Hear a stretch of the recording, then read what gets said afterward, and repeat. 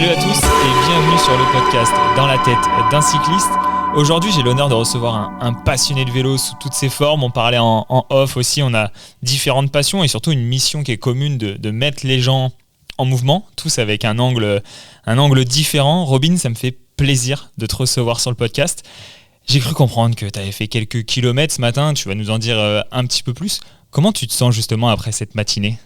Eh ben écoute, ça va, je suis un peu fatigué quand même, t'as raison. J'ai fini 140 km ce matin en gravel sur le Roc d'Azur. Ouais, c'était sportif, pas mal de parties VTT aussi.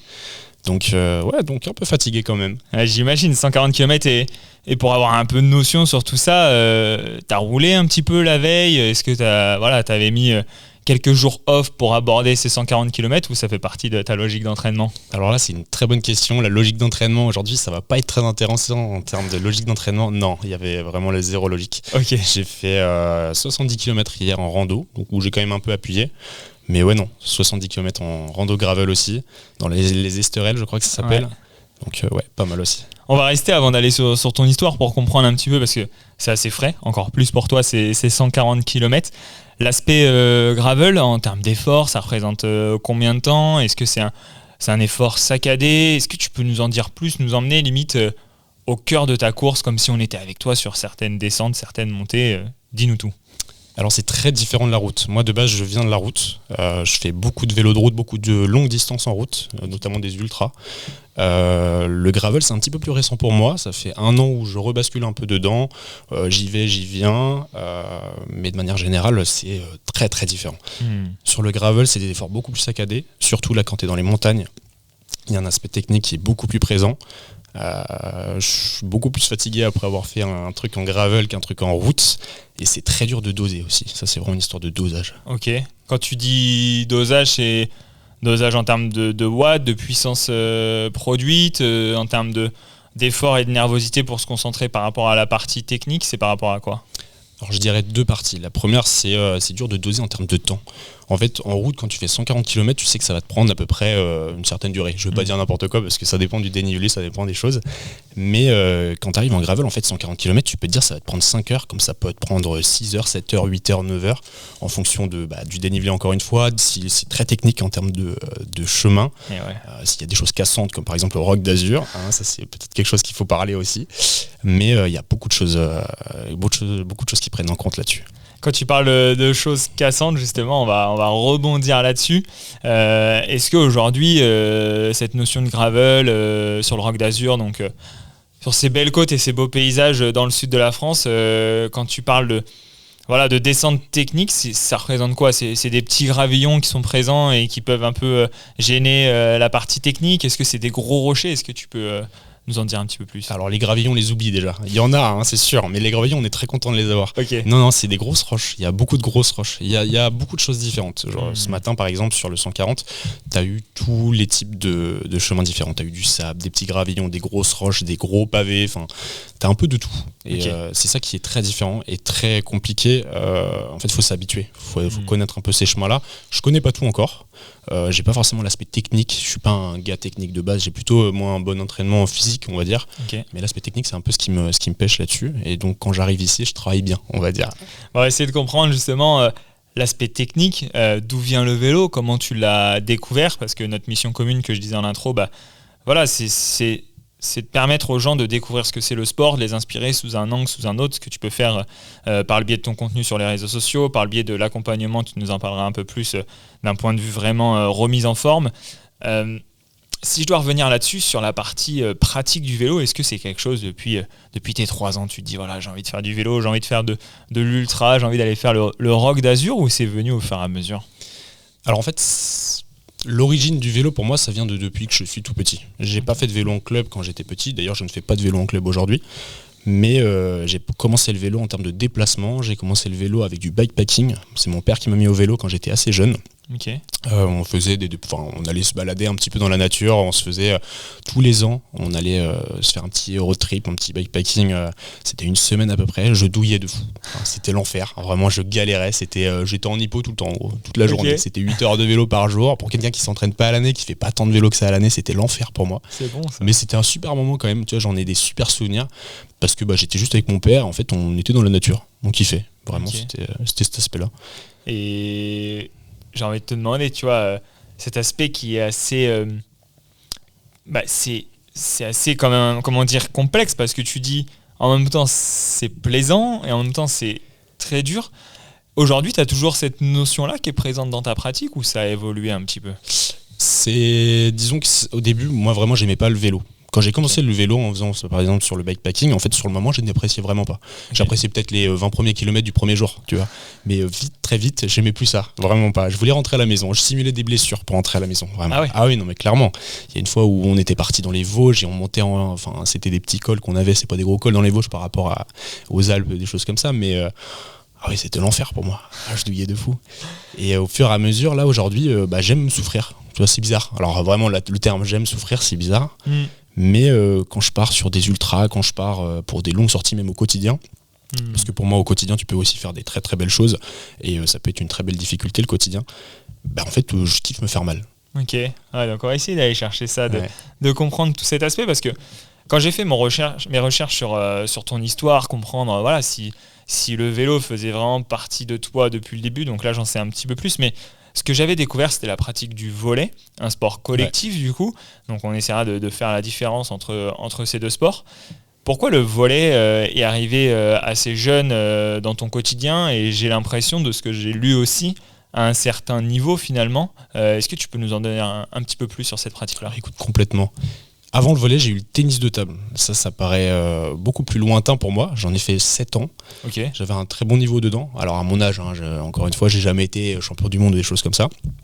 Mais j'avais un niveau national à l'époque. Ça m'a forgé le mental pour le coup, le tennis de table. Beaucoup de gens ont une mauvaise image de ce sport-là, que c'est pas un sport ou des choses comme ça. Ouais. Mais en fait, en termes mental, c'est un délire. C'est un truc de fou en fait, parce que tout peut basculer en un moment. Tu peux perdre un match sur juste le fait que le gars de devant, il te regarde dans les yeux, il parle un peu trop fort ou des choses comme ça. Et donc le mental, ça je l'ai développé sur cette pratique-là. Okay. Mais au bout d'un moment, j'en avais marre du solo en fait. Il y avait toujours une concurrence. Nous, on avait un très gros club, j'étais à Fontenay-sous-Bois, à Paris, à l'époque, j'ai grandi là-bas. Et on avait tous un très bon niveau, et en fait j'avais mes concurrents dans mon même club. Et au bout d'un moment, en fait, la pression du quotidien, en fait, tu perdais un match, en plus t'es jeune, tu vois, donc ça parle un peu comme ça. En fait, tu perds un match d'entraînement, ou tu perds juste un exercice d'entraînement, mais en fait t'es moins bon que l'autre. Et ça, c'est un truc qui m'a saoulé au bout de 7 ans. J'en pouvais plus, j'étais en sélection, alors pas en sélection, mais j'étais en section tennis de table quand j'étais au collège, donc c'était pareil avec tous les concurrents, on avait tous un bon niveau là-dessus. Et j'avais envie de basculer, j'ai envie de passer dans le sport collectif. Okay. Et c'est pour ça que je suis allé au volleyball, beach volleyball aussi un peu plus tard. Okay. Mais justement, je cherchais un peu cette union-là. Je voulais être avec des gens, je voulais m'entraîner avec des gens, et je voulais vers un objectif un peu final. Et que j'ai trouvé au volley, que j'ai adoré au volley pendant un temps. Et après, c'est pour ça que je suis revenu dans le vélo. Mais en tout cas, au volley, je me suis beaucoup plu sur les sports collectifs et sur vraiment la création d'une équipe. Okay. Et puis voilà. C'est pour ça que je voulais revenir sur ces sports-là, parce que comme tu le dis, on aurait pu rester sur le fait que tu as fait du bikepacking, que tu as souffert, que tu as découvert le vélo, mais ça me semblait intéressant d'aller chercher cet aspect tennis de table et ensuite volley, comme tu le dis. En plus, c'est vraiment l'argument fort, sport individuel, sport collectif. Bon, tu es toujours resté avec un sport avec un filet au milieu finalement, mais aujourd'hui, tu dis la pratique du vélo, est-ce que tu considères que c'est un sport complètement individuel ? Alors non, déjà ça c'est sûr que non, complètement. La subtilité, c'est que moi quand j'étais au volleyball et beach volley, mon entraînement dépendait aussi des autres. C'est-à-dire que si les autres ne voulaient pas s'entraîner sur une journée, si les autres n'étaient pas à fond dedans, ça allait moi m'empêcher de bien m'entraîner. Je voulais être à fond en fait à chaque fois, je voulais faire toutes les choses bien, je voulais être pro à cette époque-là. C'était mon objectif. On m'avait parlé de Pro B, j'étais en sélection Île-de-France de volley. Alors j'avais pas un excellent niveau, mais j'étais en voie d'aller vers quelque chose. Pour les connaisseurs, j'étais passeur. Je passais de central à passeur, donc un peu dans la création de jeux, des choses comme ça. Et en fait, cette limite-là, elle m'a beaucoup gêné à un moment donné, dans le sens où j'adorais la formation d'une équipe, mais j'avais envie d'aller le plus loin possible, parce que j'étais un peu égoïste à ce moment-là. Je voulais vraiment être bon, moi, et me développer et aider les autres plus tard, mais être bon, moi. Okay. Et arrive le Covid, comme beaucoup de personnes, et pendant le Covid, il y a plus d'objectifs en fait, sportifs. Ouais. J'étais un peu dans l'absence de je peux pas m'entraîner en fait. Je faisais toutes mes gammes tous les jours, je passais 1 heure et demie à faire mes petites gammes de passeurs sur le mur de mes voisins. Et en fait, je me suis dit, mais ça suffit pas, là, j'ai envie de me dépenser physiquement, j'ai envie de me la donner. J'ai commencé à rouler en vélo la nuit. Alors je faisais déjà, comme je le disais, du bikepacking, donc je connaissais un petit peu les efforts. Mais là, j'ai voulu un peu aller plus loin. Je roulais de nuit, je restais dans mon kilomètre. J'étais très respectueux à l'époque. Vous pouvez vérifier sur Strava, normalement il y a tout qui est indiqué. Je restais dans mon kilomètre et je faisais des allers-retours. Côte et tout, je me la foutais tous les jours. Mais de 1 heure je faisais 1 heure à 2 heures du mat, des trucs comme ça. Parce qu'il y avait personne et parce que, je sais pas, c'était mon délire. Je me disais, je me fais mal mentalement, je me fais mal physiquement. Enfin, je sais pas pourquoi je faisais un délire, tu vois, c'est drôle. Et en fait, c'est le goût de s'entraîner solo et en fait s'améliorer dans son coin, ça m'a carrément plu. Et je reviens sur le côté équipe, parce que du coup, en fait, en vélo, quand tu t'entraînes en vélo et quand tu es avec d'autres personnes, tu te rends compte que c'est le sport d'équipe par définition. Alors, selon moi, encore une fois, c'est juste que en fait, tu peux aller tellement plus loin quand tu es avec d'autres gens, que ce soit en ultra. Quand ça soit par exemple le Tour de France, s'il n'y a pas l'aspiration, les gars ils vont beaucoup moins vite, s'ils sont solo face à leur effort, c'est pas du tout pareil. Et c'est ça qui m'a aussi beaucoup plu, c'est que tu t'entraînes toi, mais ça permet aux autres aussi d'aller plus vite, de faire des plus grandes choses. Et voilà. Et en plus, encore une fois, dans le vélo, tu as l'aspect mécanique qui est hyper important. Donc tu peux aider les autres sur l'aspect mécanique. En ultra, par exemple, ce matin, on a eu un gars qui a eu un petit problème mécanique. Et on l'a aidé, et tu vois, c'est ça qui est top. Alors on m'aide souvent beaucoup moi, parce que je suis quand même une grosse brêle en mécanique, ça faut le dire, hein. Et ça, normalement j'essaie d'être le plus explicite dessus possible, mais bon, il y a des gens qui me demandent quand même des conseils, mais faut pas les gars, faites pas confiance là-dessus. C'est toujours compliqué, il y a tellement de choses à connaître dès le début. Ouais, non mais même les choses assez simples, hein, t'inquiète que genre oui non, il y a beaucoup de choses à revoir là-dessus. Ok, mais tu vois, ce qui m'anime dans ce que tu dis, c'est, tu vois, on voit qu'il y a eu cette, comme tu le dis, ce moment Covid, comme beaucoup de gens, cette notion de je veux m'entraîner, je veux me voir progresser au fur et à mesure, et au final c'est plutôt un argument individuel, tu vois, comme tu le disais, qui bascule désormais sur le collectif. Comment t'expliques que tu as été piqué quand même assez vite par cette pratique? Parce que moi en général, et on aura peut-être le débat par rapport à ta pratique où tu aides les gens à pratiquer une activité, et je dis toujours qu'il faut essayer de se mettre dans les meilleures conditions possibles pour essayer de prendre du plaisir. Peut-être que pour toi, c'était la meilleure condition possible de le faire de nuit, dans des conditions peut-être différentes. Comment tu as pris ce plaisir qui fait que, aujourd'hui, je te reçois sur le podcast, tu adores le vélo, c'est vraiment une pratique que tu as au quotidien. C'est quoi un petit peu le cheminement entre cette époque Covid et Robin, maintenant, qui s'est fait 140 km de gravel et qui vient là faire ce podcast et qui a mis le vélo au cœur de sa vie? C'est une très bonne question déjà, merci de la poser. En fait, j'ai pas toutes les réponses à ça. Je pense que moi, c'est donc le moment où j'ai commencé le vélo, en fait, c'était le moment du coup où j'étais en études, où j'étais en STAPS, en licence. Et j'avais beaucoup de questionnements par rapport à moi. En fait, c'était beaucoup, en fait, qu'est-ce que je suis, qu'est-ce que je vaux dans le sport. Je sais que le volley, c'était quelque chose j'étais toujours donc sur le volley à cette époque-là. En fait, j'avais pas l'impression que c'était impressionnant ce que je faisais. J'avais besoin vraiment de me sentir impressionnant entre guillemets, de dire ok je sais faire des trucs de fou, pour me persuader moi, mais aussi un peu pour les autres. Le regard de l'autre à l'époque était très important pour moi. Alors il est toujours important, hein, mais il a vachement diminué parce que maintenant je sais un peu plus ce que je vaux.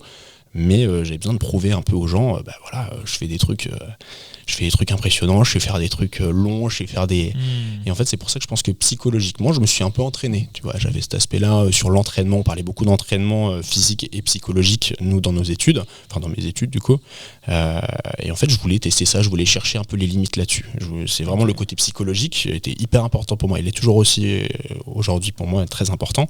Parce qu'il y a, surtout dans ma pratique, dans l'ultra, en fait, le physique, au bout d'un moment, il n'est pas forcément principal. Le psychologique, c'est le premier truc. Parce que c'est le premier truc qui te fait partir, en fait. Quand tu pars pour un 400 bornes dans les montagnes en gravel, par exemple, et que tu te dis, je sais pas combien de temps ça va durer, faut que ton côté psychologique soit d'abord là, tu vois. Et encore, je parle de ça, il y a des gars qui vont chercher des trucs encore plus loin, et là, cet aspect psychologique, je l'ai pas encore, tu vois. Et j'y travaille, j'essaie d'aller un peu là-dessus. Et ça, ce que tu recherches aujourd'hui dans ta pratique du vélo, c'est cette notion de dépassement de soi, j'ai envie de dire prioritaire psycho, et ensuite plus musculaire, physio.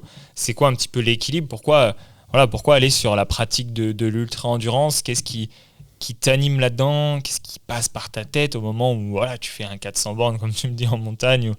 Je pense qu'à un moment donné, et tu vas peut-être nous le partager, ça se trouve je me trompe, mais tu as envie de bâcher, tu passes par un moment de down.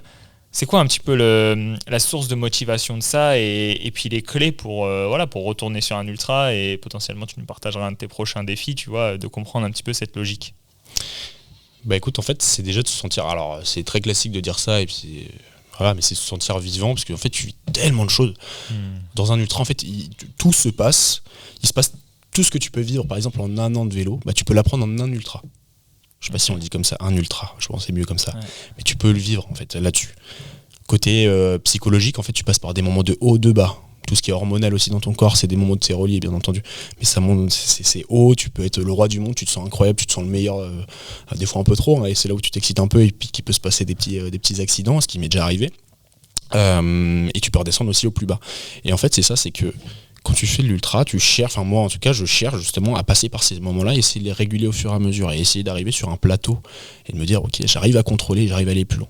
Justement pour aller chercher, faire des trucs les plus impressionnants pour moi possible, avec une limite, parce que je sais que j'ai pas envie d'aller chercher des trucs non plus, j'ai pas envie de mourir, quoi. Ouais. C'est ça qui la conscience, c'est que je suis très attaché à ma pratique régulière, et tu vois, j'ai pas envie d'aller chercher des limites en me disant tiens, demain je peux plus faire de vélo parce que je me suis cassé quelque chose, parce que j'ai eu un accident, parce que voilà. Moi ma pratique, elle est quand même, je pense, enfin je l'espère, après c'est mon point de vue, je pense que d'autres diront pas forcément ça, mais en fait elle est contrôlée, dans le sens où vraiment je veux que ça perdure, et je veux que ça soit quelque chose, je veux pas me casser mentalement, tu vois. Je veux pas me casser physiquement, je veux pas me casser mentalement.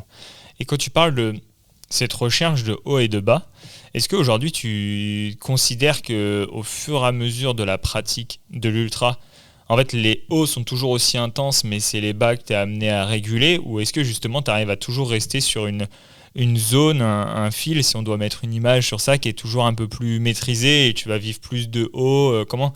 Comment ça a évolué un petit peu cette sinusoïdale, tu vois, cette courbe, comment ça a évolué?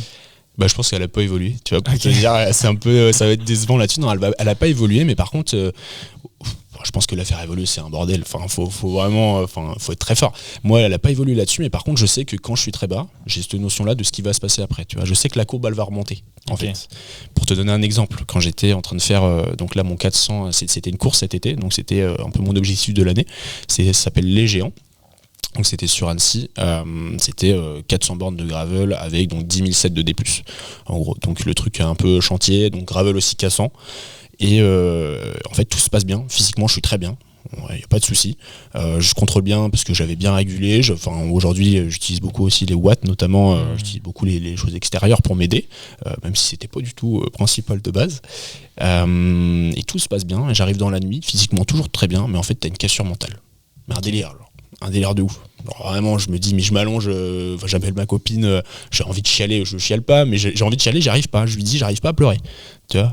Mais voilà. Et là, sur le moment, j'ai envie de bâcher. Évidemment, j'ai envie de rentrer chez moi, j'ai envie de dormir, j'ai envie de manger tout ce que j'ai. Mais là, je suis allongé, je regarde les étoiles, et j'ai un autre gars qui faisait la course qui était à côté. On était un peu dans le même état. D'un coup. Alors pas d'un coup, non. C'est venu progressivement avec la baisse de lumière, tu vois. Un peu le fait d'être entouré par des montagnes aussi. Tu vois un peu les reliefs, ça te fait un peu peur aussi. Il y a l'aspect de... En fait, t'es perdu, quoi. T'es perdu, s'il se passe un truc, en fait, il n'y a personne qui le sait, quoi. Tu vois, t'es chez père, quoi. T'es dans ton monde. Et tu vois, ce moment-là, je me suis dit, ça va remonter. Ça va remonter de fou. Il y a un moment, ça va remonter. Il faut faire un truc, tu vois. Il faut le stimuler, tu vois. T'apprends à comment stimuler le truc. Là, je savais que... quand ? Et alors, j'ai switché déjà en finissant le col. ça a pas mal aidé. Sauf qu'en haut du col, il y avait la descente. C'était donc le Cormet d'Arèche, où je me disais, tiens, la descente, ça va être cool. Ça va aller vite vers Beaufort. Donc, Beaufort, c'est une ville en bas du col, où là, je m'étais mis la mission. Tiens, je vais dormir une petite heure là-bas, tu vois. J'ai dormi 1h30, 2 heures. Je voulais pas dormir de base. Mais c'était un peu cette mission-là, je me suis dit ça. En arrivant au haut du Cormet d'Arèche, j'ai eu encore la petite fracture mentale avec en fait la descente qui est pas du tout roulante, qui est très gravel, tu vois rien, il fait nuit, t'as ta lampe et tout, mais c'est quand même, voilà, donc c'est cassant, physiquement t'as quand même, je sais plus combien, je devais avoir 15 heures de vélo dans les pattes, 15-16 heures de vélo dans les pattes, et ouais, donc là, à ce moment-là, je me dis, putain, c'est la merde, tu vois. Et j'arrive en bas de Beaufort, je me pose 1h30, je remonte sur le vélo, et là ça va beaucoup mieux, tu vois. Vraiment, tu sais que t'as que 3 heures qui te restent avant d'avoir les premières lueurs du jour, où là tout change. Tout change. Et là, tu passes sur un haut incroyable. Tu vois. Et là, nous, on a eu un haut incroyable parce qu'on a fini le col. On était à Beaufort, on a monté le col des saisies, arrivé en haut, et puis on a fait une partie gravel qui montait. Mais genre, le monde incroyable. T'as le toit du monde, tu vois tout. Tu voyais sur la droite, t'avais plein de montagnes, à gauche, t'avais plein de montagnes derrière toi, encore une fois. Et là, t'es le roi du monde. Tu vois. Et tu dis qu'il y a 4-5 heures. Alors, c'est long, 4-5 heures. Et tu dis là, tu partais allongé sur le bitume et tu t'en foutais de tout ce qui se passait, quoi. Ouais, c'est fou, ça. Cette notion-là de bas, au final, comme tu le dis, qui est très reliée à la nature, finalement, avec ce coucher de soleil, la nuit, etc. Et cette ressource mentale que tu vas trouver là-dedans, parce qu'à ce moment-là, quand tu as ton bas, pour bien situer, je trouve ça super intéressant, c'est de se dire, en fait, ça arrive à quelle situation de la course? C'est-à-dire que tu as déjà fait la moitié de la course, tu as combien de kilomètres là? Alors là, non, la moitié, c'est souvent une référence. Moi, c'est ma référence. Mais la moitié, elle m'a fait mal parce qu'en fait, la moitié de 400, c'est 200. Et 200 dans les montagnes en gravel, c'est, tu vois, c'est long. C'est très long. C'est très long, surtout que c'est des cols, gravel et cassant des fois, avec des grosses descentes. Donc en fait, la descente, c'est pas du repos, c'est pire que la montée. Des fois, alors, pas tout à fait. Quand t'es en montée, tu te dis que c'est mieux la descente, mais quand t'es en descente, tu te dis que c'est mieux la montée. Donc voilà, tu sais jamais ce qui se passe. Il y a juste un moment où en haut du col, t'as un petit moment de plat et là tu te dis, ouais, là je suis bien. Là je suis bien, tu vois. J'ai freiné un peu. Là, oh non, là tu freines pas trop là. Et je sais plus où est-ce que j'en allais, mais dans l'idée, ouais, non, c'est hyper important de se dire que ça va basculer et que tu vas te sentir beaucoup mieux après, quoi. Ah, mais c'est fou. Et là, à ce moment-là, quand tu dis, ouais, je le partage avec quelqu'un, c'est quelqu'un que tu rencontres sur la course, c'est quelqu'un avec qui tu as été faire la course, c'était quoi un petit peu? Alors l'idée de cette course, c'était vraiment de l'ultra et c'est quelque chose de... Souvent, je sais pas pourquoi dans ce domaine-là, en ultra, ils veulent que ça soit un peu en autonomie. En gros, c'est chacun dans son coin, les gars. Sauf que moi, quand je peux le faire au quotidien, tu vois. En vrai, je peux aller... entre guillemets, il n'y a pas besoin d'organisation particulière pour faire ça. Je peux aller dans les montagnes quand je veux, entre guillemets, bien évidemment, j'habite loin, mais ça peut s'organiser. Mais là, du coup, en fait, avec le gars, on est parti au début ensemble. Lui, il m'a lâché sur la fin du premier col, et on s'est revus un peu plus loin. On a sympathisé un peu et tout. Et au bout d'un moment, on s'est dit, mais ouais, tu t'en fous, tu vois. Enfin, viens, on passe ensemble, on est un peu tous les deux dans la merde, et on vit un truc un peu magique tous les deux, mais en même temps un peu infernal tous les deux. Viens, on le vit ensemble. Et tu vois, à partir de là, on est restés ensemble. En plus, on était assez, en termes de niveau, on était plutôt proches. Okay. Donc il n'y en avait pas trop un qui attendait l'autre, ou ça pouvait arriver, mais ça faisait une pause à l'autre, quoi. Et en fait, sur ce moment-là, c'est ton meilleur pote. Genre, là, tu te dis, wow, toi, je t'aime.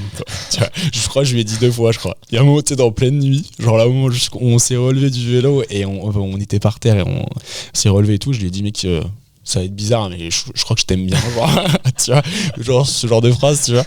Ta copine ne t'a plus jamais répondu après. Ah ouais, non, là, c'était terminé, là. Non, mais c'est dingue. En fait, tu crées une sorte d'amitié, mais c'est même un peu plus que ça, des fois, parce que, tu vois, là, on s'est jamais forcément recroisé, parce qu'il habite loin, mais ce gars-là, je m'en souviendrai toute ma vie, tu vois. Son petit crâne chauve, là, je m'en souviendrai toute ma vie, tu vois. Incroyable, mais c'est ça qui est beau, je trouve, dans l'ultra, et en termes de temps. Ça représente quoi, du coup, en temps d'effort, là, la course, tu l'as fini en combien de temps? Alors là, moi, ça, en temps, donc début-fin, c'était 31 heures. Et du coup, ça fait 24h30, 25 heures de roulage. Tu vois, il y a quand même des temps de pause. En fait, ça s'accumule, les temps de pause. C'est ça en ultra, c'est à réguler. Tu vois, moi, je suis encore jeune là-dedans. Hein. Je suis pas sur la performance, je vais pas être... on fait deuxième de cet ultra-là.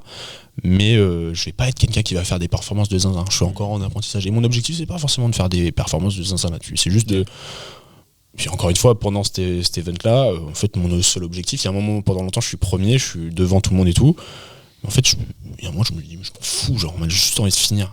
Parce qu'en fait, à ce moment-là, tu te dis, tu vas clamser un moment, quoi.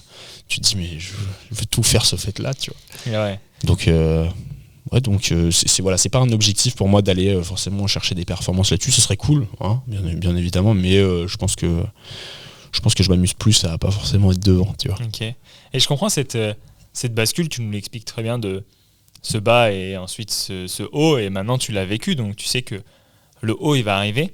Est-ce que tu aurais une expérience à nous partager où t'es arrivé dans un bas et t'es resté dans ce bas-là et ça a été très compliqué et t'as pas réussi à remonter, ça t'est déjà arrivé ça ? Justement, ça m'est arrivé une fois. Alors, c'est là où j'ai tapé pour moi ma limite, sur le moment en tout cas, qui était ma limite un peu extrême, que je cherchais à l'avoir, donc j'étais content de l'avoir. C'est bizarre, j'étais content de l'avoir 8, tu vois. C'était l'an passé, c'était à peu près il y a un an.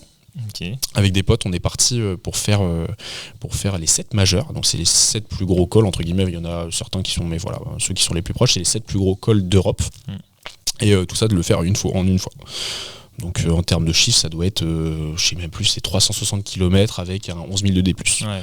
En route, pour le coup. Coquin, très coquin, et vraiment très dur. On est parti dans les pires conditions, entre guillemets. Les jours d'avant, nous, on cherchait des sponsors parce qu'on avait un documentaire à faire sur ce moment-là qui sortira peut-être un jour, on ne sait pas encore. Mais voilà, je fais un petit... ouais, sur le moment, j'étais éclaté. Vraiment, okay. C'était fin d'été. Donc moi, j'avais beaucoup borné, j'avais fait beaucoup de choses l'année dernière pendant l'été. Je crois que je tournais à 800-900 km semaine avec du D+. Enfin bref, je me faisais très plaisir, quoi. Mais très fatigué. On cherchait des sponsors, donc je dormais pas très bien les semaines avant. On est parti à 19h le jeudi soir, j'ai séché les cours le vendredi matin donc pour partir. On a dormi dans la voiture, mais avec le levier de vitesse dans le dos. Mais enfin, le pire truc, mon pote, il était dehors sur une bâche par terre pour faire la pause de la route, parce que c'était quand même 8-9 heures de route, tu vois. Ouais. Et donc un bel enfer. On arrive là-bas, on commence à shooter. Tu sais, moi je me suis dit à 15h on va commencer à dormir. Pas du tout, on dormait pas du tout à 15h.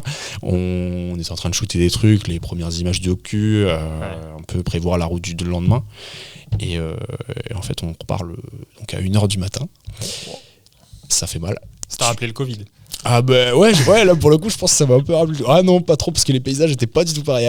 Entre Paris et là-bas, c'était pas du tout pareil. Et du coup là j'ai tapé ma limite parce que je suis tombé pendant la journée. En fait, un moment justement de très haut, on en parlait tout à l'heure, où je me sentais roi du monde. On était un peu tous, c'était le seul moment où il faisait beau de la journée. Le reste c'était neige en haut des cols, c'était descente en train de drifter un peu et de gérer le vélo, d'essayer de pas mourir. Et la seule descente où en fait il a commencé à faire un peu beau, un peu de soleil. Donc nous on a installé les câbles, on était tout heureux, on allait vite dans la descente. Donc, moment très haut, tu te sens bon, tu te dis ouais, je suis pas très loin de la fin, il te reste que 100 bornes et 4000, 5000 de D+, entre guillemets, c'est presque fini, tu vois. Et ouais, là, je vois pas un virage. Je fonce, je freine, je perds la roue arrière, je gère le truc comme je peux. J'ai une vidéo d'ailleurs de ça. Et je m'éclate au sol, mais je suis en gros à la limite de rentrer dans une voiture. Je fais le choix de soit rentrer dans la voiture, soit passer en gros par l'intérieur du virage, et je sais pas ce qui se passe derrière. J'ai fait le second choix. Et je me suis retrouvé au sol avec le minimum de choses que tu puisses savoir avec ce qui s'est passé, c'est-à-dire juste un peu mal au cul et le vélo qui n'a rien, juste totalement désaxé. Mais tu te dis mais qu'est-ce qui se passe, genre en mode, là en vrai le vélo il devrait être éclaté, tu vois. Ouais. Et moi je devrais être je sais pas, au moins un problème, quoi. Ouais. Rien du tout. Donc là miracle, tu vois. Le problème c'est que ça t'as un truc qui te vient dans la tête en fait, et un truc qui te dit mec là t'as failli clamser, quoi. Ouais. Là tout ce qui se passe là c'est du plus en vrai. Truc de fou, tu vois. Tu te dis là je suis en train de vivre un plus. Je finis la descente, je fais le col d'après qui était l'avant-dernier col, qui est le plus gros col d'Europe, il me semble, col de la Bonnette. Interminable. En plus c'est arrivé encore une fois de la nuit, le froid. Arrivé en haut, je le finis, hein. Mais arrivé en haut, peur de descendre, mais un délire. Et puis ouais, juste l'enfer, quoi. T'as pas envie de repartir. Ouais. Et là, pour la première fois de tout ce que j'ai fait en termes de gros trucs planifiés ou grosses sorties, gros ultra, c'est la première fois que j'ai dit là les gars, je repars pas. Et on avait le van pour les vidéastes et tout. Et là j'ai dit non, je rentre dans le van. C'est pas parce que j'avais les bâches sur moi. On a un de mes potes qui est photographe, il prend ces moments-là. Et puis c'est assez rigolo à voir après, sur le moment pas trop, surtout quand t'as l'appareil sur toi. Mais ouais, non, à ce moment-là, je me dis là j'ai tapé ma limite, quoi. Et tu vois, dans le van je suis heureux.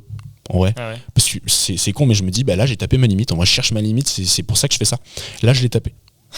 Bon, après j'ai un peu le seum quand même, parce que mes potes ils l'ont fini, pas moi, tu vois, un peu l'ego du sportif quand même. T'as dû laisser le compteur. J'aurais dû, mais alors je crois que je l'ai laissé en plus, mais je l'ai pas publié parce que si on respecte quand même un petit peu.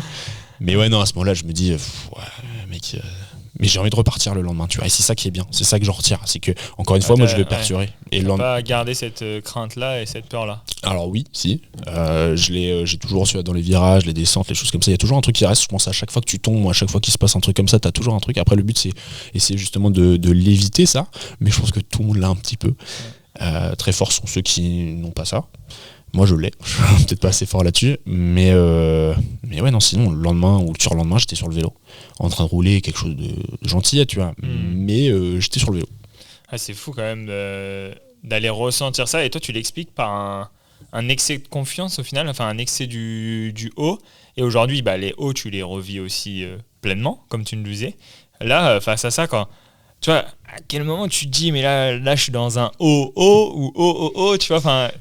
Quelle est ta notion là-dessus? J'imagine que c'est très personnel, mais est-ce que tu peux nous donner quelques éléments? Ça, je l'ai toujours, ça. Il y a toujours un moment haut. Tu vois, rien qu'aujourd'hui, je l'ai eu. Il y a un moment haut, tu vois, où tu te sens bien, tout est fluide, tout est bien. Tu t'es physiquement, au bout d'un moment, j'ai du mal à me lancer sur une longue distance ou un truc comme ça, mais quand je suis lancé, je suis bien et justement, je suis dans mon haut et tout est fluide musculairement, au niveau de la respiration, tout est bien. Il n'y a rien qui va mal à ce moment-là. Et là, c'est là le moment où tu te dis, let's go, quoi.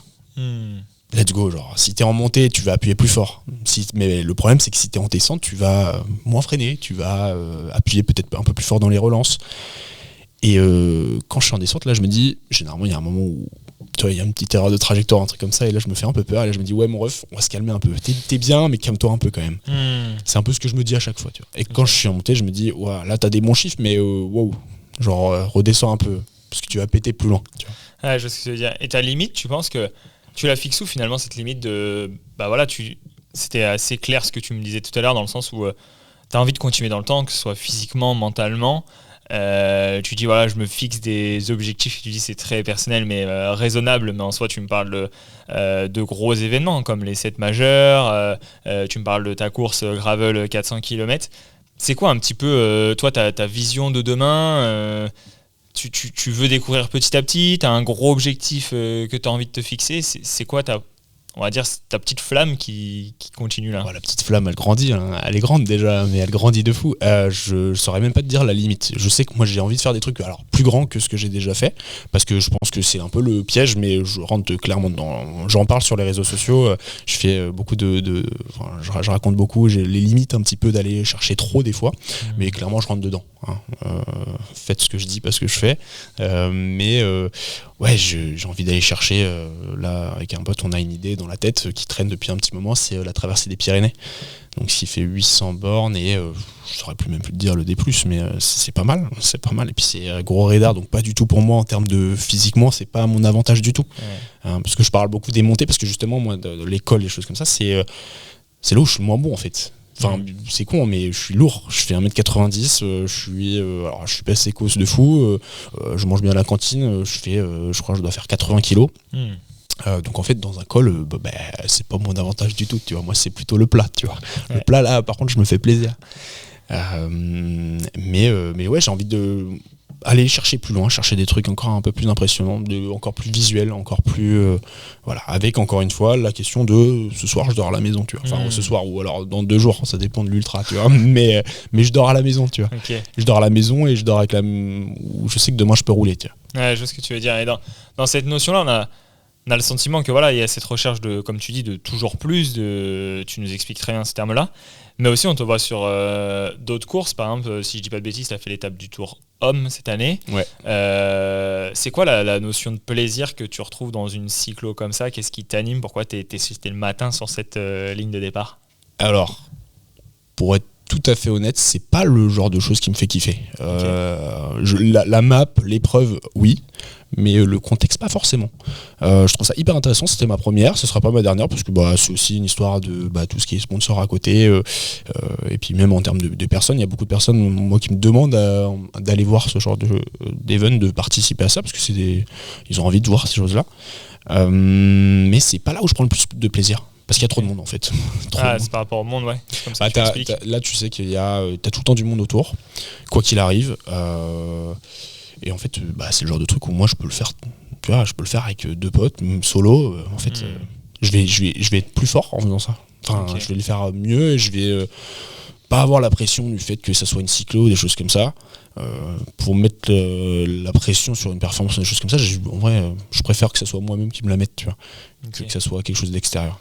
Est-ce que tu considères que justement pour toi le vélo, le sport, c'est une recherche limite, une quête un peu personnelle d'aller se balader dans des beaux paysages et tu vois par rapport à ta réponse de se dire voilà il y a trop de monde, moi je préfère le faire tout seul ou avec 2-3 potes, est-ce que c'est ce que tu trouves presque le plus fort dans le cyclisme, cette possibilité de découvrir des paysages en solo?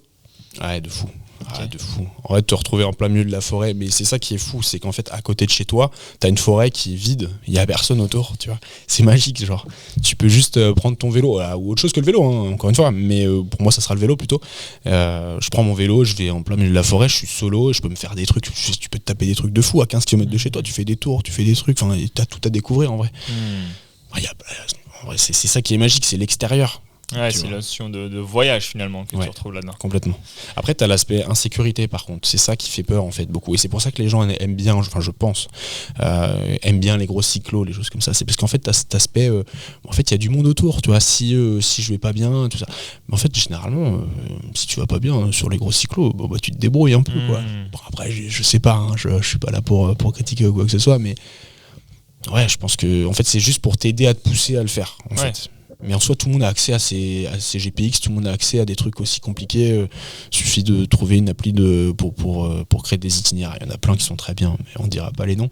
Mais ouais, non, en fait, tu peux le créer le truc. Ouais, je vois ce que tu veux dire, cette recherche de voyage et finalement de découverte d'un sentier, comme tu le dis, que ce soit chez toi ou même très loin. Et justement, moi, je voulais finir ce podcast sur la partie vraiment création de contenu, réseaux sociaux, inspiration de communauté que tu partages dans ton quotidien. Qu'est-ce qui t'anime dans cette pratique-là ? Pourquoi être sur les réseaux sociaux ? Tu vois, ce lien entre le collectif, entre guillemets, c'est pas ce qui te fait kiffer, j'ai envie de dire, sur la pratique du vélo, où il y a trop de monde. Mais en même temps, il y a vraiment cet aspect, je trouve, communautaire avec les réseaux sociaux, où avec ta pratique solo, tu as envie d'inspirer un maximum de personnes. Qu'est-ce que tu recherches là-dedans ? Pourquoi partager aujourd'hui ton quotidien ? Alors déjà, moi j'aime bien l'aspect communautaire. Alors l'aspect communautaire, c'est un truc de fou, moi. Enfin, ça m'anime de fou. C'est juste que je te parle des gros events, c'est trop en fait. Mais j'adore rouler avec du monde. Je suis pas non plus tout seul dans mon coin. Au contraire, je roule avec beaucoup de copains au quotidien. Je sais que ça m'aide de fou à faire plein de trucs. Mais en fait, je me suis posé cette question il y a pas si longtemps que ça, où en fait je me suis dit mais pourquoi j'ai commencé à partager sur les réseaux sociaux ? Pourquoi j'ai en fait commencé à partager pour donner un peu envie aux gens ou montrer en tout cas ce que je fais dans ma pratique. Et la raison principale pour laquelle j'ai commencé à faire ça, c'est en fait pour prouver un peu, on en a parlé tout à l'heure, c'était une question aussi de prouver aux autres et à soi-même, mais qu'en fait mon sport il est stylé, tu vois. Ouais. Alors moi j'ai une vision de mon sport, je vois les gens qui sont stylés, je vois les gens qui ont des beaux saps, enfin encore une fois selon moi, mais je trouve qu'autour du cyclisme et surtout de l'ultra, il y a une vision un peu néfaste, un peu c'est un papy avec un vieux t-shirt de club qu'il a gardé depuis 40 ans, qui est un peu insupportable sur les routes, qui fait chez tout le monde. Mais en fait moi j'ai envie de casser cette image là, et c'est un peu aussi cette raison qui m'a donné envie de partager, de montrer voilà en fait regardez ce qu'on voit juste à côté de la maison, que vous voyez pas parce que vous restez à la maison et vous êtes vous avez un peu peur de faire les choses. Donc en fait moi je te montre que on peut voir ces trucs là, mais il faut juste enlever cette peur là.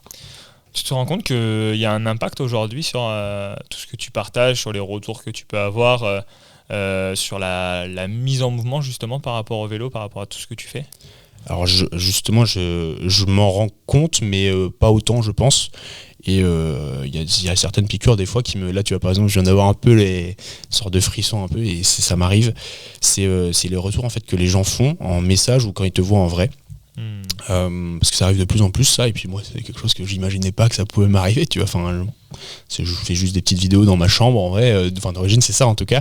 Je fais des petites vidéos dans ma chambre et puis je raconte un peu ma vie, je raconte mes émotions, je raconte tout ça. Et en fait c'est les premiers messages, en tout cas ceux qui m'ont le plus marqué, parce que là maintenant il y en a de plus en plus, ils marquent toujours autant, mais c'est le premier que j'ai reçu. C'était un jeune garçon qui était je pense au lycée, et qui me disait en fait voilà, j'étais pas bien dans ma vie, je me sentais mal au bord, enfin alors je sais pas, je l'ai interprété comme ça, mais qui voulait mettre fin à ses jours, et qui m'a dit voilà en fait merci parce que tu m'as donné envie de faire du vélo. Et aujourd'hui, grâce au vélo, je me sens beaucoup mieux, tu vois. Et genre, enfin, ça, en vrai, le vélo m'a beaucoup aidé à plein de moments dans ma vie. Et juste d'avoir ce retour-là, c'était dingue, tu vois. Je l'ai montré à ma mère. À ce moment-là, j'étais chez mes parents. Je montré à ma mère. Ouais, ça l'a pas tellement touché. Mais moi, quand j'ai vu ça, j'ai chialé, tu vois. Enfin, c'est dingue, genre. Et même là, j'ai les larmes aux yeux, tu vois. Ouais, c'est fou. Ouais, c'est vraiment cet engouement et des fois des notions indirectes et directes, quoi. Et là, ce que tu nous partages, et je voulais conclure sur cette partie-là parce que j'ai envie aussi d'amener les gens qui nous écoutent, les auditeurs, les auditrices qui ont pu nous écouter pendant plus de 40 minutes, à aller découvrir aussi ce que tu proposes. C'est aussi ça la suite logique de ce podcast. Donc tu partages beaucoup de choses sur Instagram, donc je ferai le relais et ça sera aussi mis en description de ce podcast pour ceux qui veulent découvrir. Et surtout un grand merci pour ta sincérité, pour ton partage. Et puis si un jour tu fais un ultra, je viendrai, mais sur un tout petit bout. Mais avec plaisir, écoute, ça me ferait trop plaisir. Écoute, c'est avec grand plaisir. Merci à toi. Et à très vite pour une réécoute.